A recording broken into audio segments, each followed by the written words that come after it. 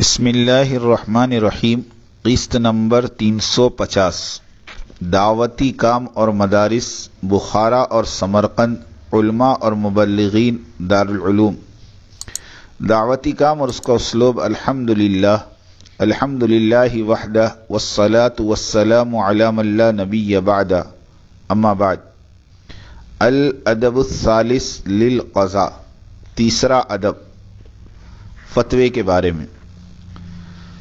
ترجمہ: پس انسان پر واجب ہے کہ وہ اپنی استعداد کو دیکھے کہ آیا وہ اس قابل بھی ہے کہ قضائیت اور فتوے کا کام کو انجام دے سکے۔ اگر اس قابل نہیں ہے تو بلا تکلف اس ذمہ داری سے سبکدوش ہو جائے، مثلاً شریعت کے نصوص و فروعات سے ناواقف ہو، یا لوگوں کے درمیان انصاف کرنے کا تجربہ نہ رکھتا ہو، ورنہ وہ عدل اور انصاف کرنے میں غلطی کر بیٹھے گا، اور یقیناً غلطی کرے گا۔ اس لیے احادیث میں انصاف کی کرسی پر بیٹھنے والے کو بہت ڈرایا گیا ہے، اور ارشاد فرمایا کہ قضائیت اور فتوے کا کام کرنے والا بغیر چھری کے ذبح ہونے والا ہے۔ اس ذمہ داری کے بارے میں ڈرایا گیا کہ دنیا اور آخرت میں پکڑے جانے کا خطرہ ہے۔ اس کے لیے جو لوگوں کے درمیان فیصلہ کرتا ہے بغیر عدل اور انصاف کے۔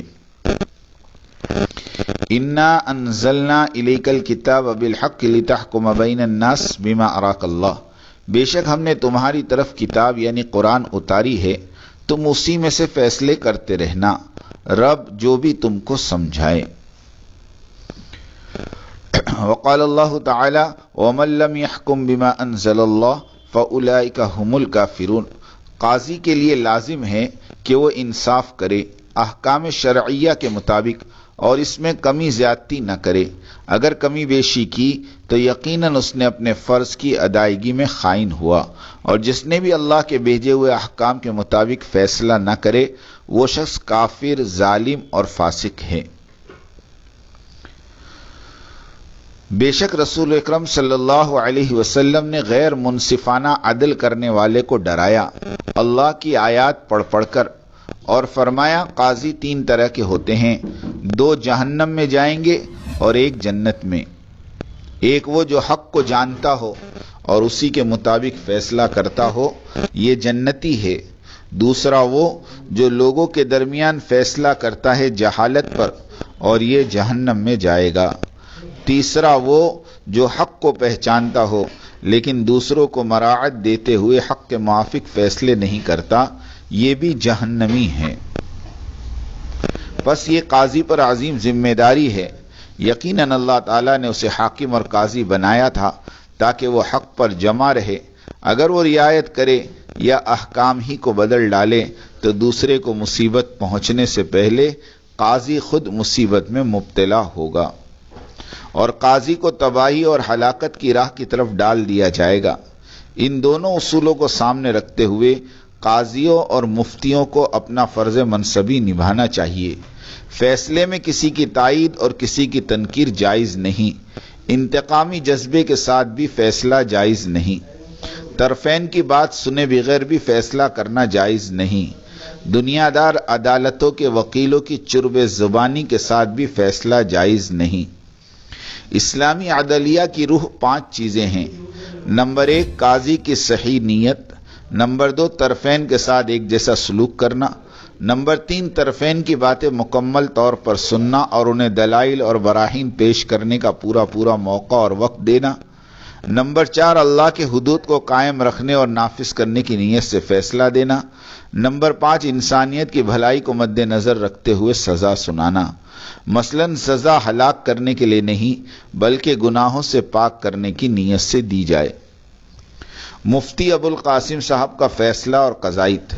مولانا سعد صاحب کو دلائل پیش کرنے کا موقع نہیں دیا گیا، مراجع وغیرہ کو پڑھ کر اس کا رد نہیں کیا گیا، بس اتنا ہی کہا گیا کہ اہل سنت والجماعت کے عقیدے سے دور ہوتے جا رہے ہیں، مگر کس عقیدے میں فساد واقع ہوا یہ نہیں بتایا گیا۔ سلف صالحین کے نہج سے دور ہوتے جا رہے ہیں کہا گیا، لیکن کون سا نہج اور کون سی خامی پائی گئی اسے بھی نہیں بتایا گیا۔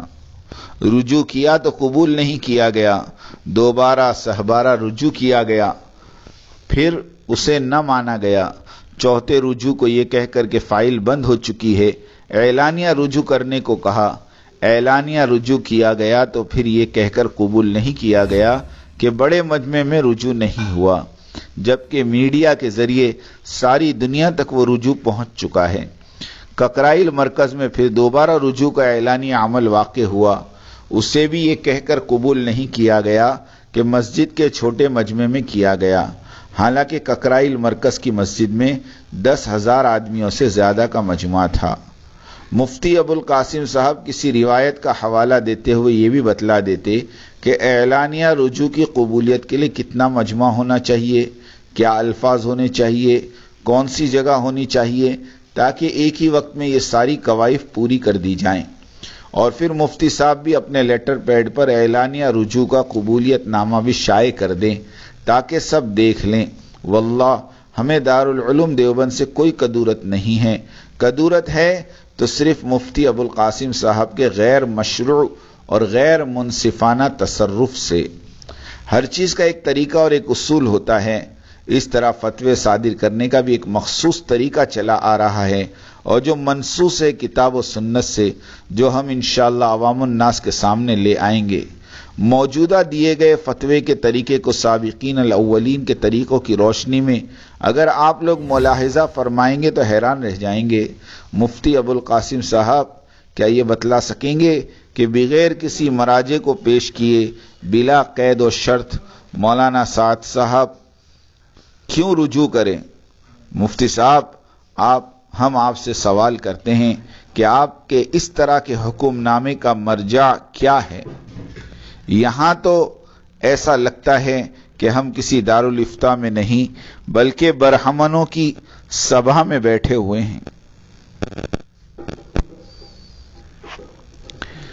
کہ اچھوت کو برہمن سے سوال کرنا تو درکنار، اس کی طرف دیکھنے کا بھی حق نہیں۔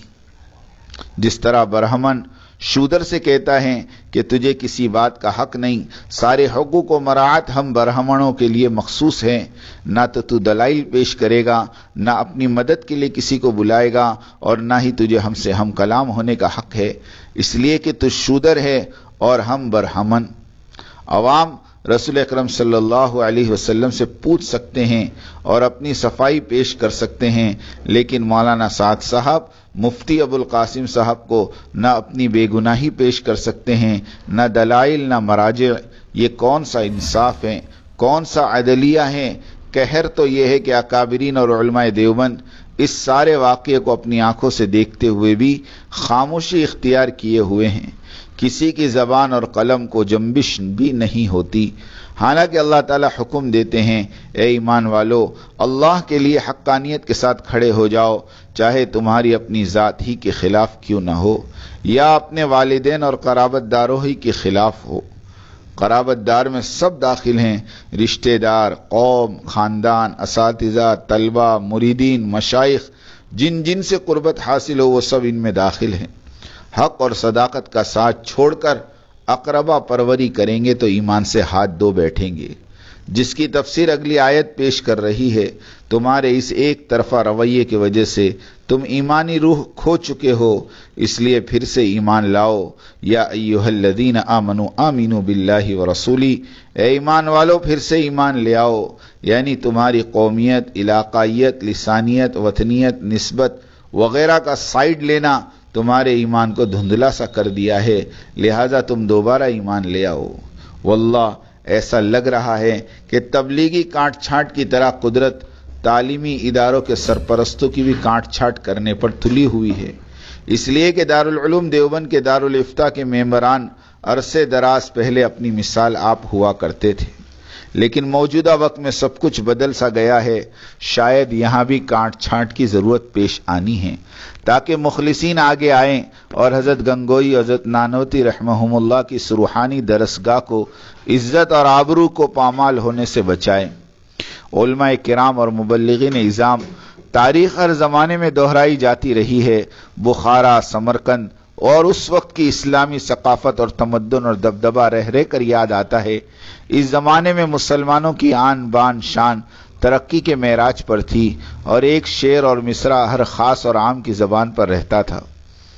سمرقند سے کل روئے زمین است، بخارا قوت اسلام و دین است۔ لیکن دعوتی محنت جیسے جیسے رخصت ہوتی گئی ویسے ویسے اسلامی مملکت کی شان اور شوکت گھٹتی چلی گئی۔ ایسا نہیں تھا کہ وہ لوگ دور اندیش نہیں تھے، مگر دعوتی کام اور اس کی اہمیت سے بے اعتنائی برتنے لگے۔ یاد رکھیں، دعوتی محنت ایک فیکٹری کے مانند ہے۔ شوگر تیار ہوتی رہے تو سب کا بھلا ہوتا ہے، اگر فیکٹری بند ہو جائے تو پھر شوگر کے ذخائر کب تک کام دیں گے؟ مدارس علوم اسلامیہ اسلام کے ذخائر ہیں، فیکٹری تو صرف دعوت کی محنت ہے۔ ذخائر یہ تو پھسلتی ریت کے مانند ہوتے ہیں، کب ہاتھ سے نکل جائے اور ختم ہو جائے اس کی کوئی گارنٹی نہیں۔ سمرقند، بخارا، بغداد، دمشق ہماری سابقہ تاریخ رہی ہے اور ان کے علمی ثقافت اور تمدن اور ساتھ ہی ان کے عروج و زوال سے ہم بعد والے بخوبی واقف ہیں۔ سابقہ الہند اسلامی میں علماء اور مدارس 350 سال سے سرزمین ہندوستان پر محنت کرتے رہے، لیکن دین یو پی اور بہار کے چند مواضعات اور چند دیہات اور چند گنتی کے خاندانوں کے باہر نہیں نکلا۔ خاص کر مظفر نگر ضلع ہی میں دین رہ گیا تھا، جبکہ مسلمانوں کی آبادی قدیم ہندوستان کے چپے چپے میں موجود تھی۔ لیکن 90 برس کی دعوتی محنت نے کیا ہند اور کیا سندھ بلکہ دین کو دنیا کے 7 بر اعظموں تک پہنچا دیا۔ اب آپ علماء کرام خود بتلائیں کہ دعوتی کام اور اس کے امیر اور اس کے مرکز کی حفاظت اور حمایت کی کس قدر ضرورت ہے۔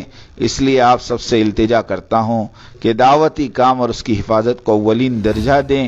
یہ کام دینداروں کو پیدا کرنے کی فیکٹری ہے۔ انہی دیندار لوگوں سے مساجد اور ان کے بچوں سے مدارس اور ان کے ذاکرین سے خانقاہیں آباد رہے گی۔ دعوتی کام اور اس کا مرکز سلامت رہا تو ہزاروں مدارس وجود میں آ جائیں گے۔ انگلینڈ میں لڑکے لڑکیوں کے 40 دارالعلوم ہیں جہاں دورے تک کی تعلیم ہوتی ہے۔ اسی طرح ساؤتھ افریقہ وغیرہ میں یہ سب اسی تبلیغی محنت کی وجہ سے ہوا ہے۔ اس وقت شیطان اور شیطانی ذہن رکھنے والوں کا سارا زور دعوتی کام کو ختم کرنے پر لگا ہوا ہے۔ اس لیے ہم اس وقت سوائے دعوتی محنت اور اس کے مرکز نظام الدین کی حفاظت کے کسی طرف بھی اپنی توجہ مبذول کرنے کے حق میں نہیں ہیں۔ تمام دعوتی کام کرنے والوں سے اور علماء کرام سے بھی یہی کہتے ہیں۔ علماء روزانہ درجنوں فون کرتے ہیں، میسیجز بھیجتے ہیں، ہم ان سے بھی یہی عرض کریں گے۔ علماء دیوبند ہمارے سروں پر چھت کی مانند ہیں، ہم دل کی گہرائی سے ان کی عزت کرتے ہیں، لیکن چند مفاد پرست اور نااہل قسم کے ذمہ داروں نے دارالعلوم کی شبیہ بگاڑ رکھی ہے، سو ہم ان کے تعاقب اور ان کی اصلاح کی فکر میں لگے رہتے ہیں۔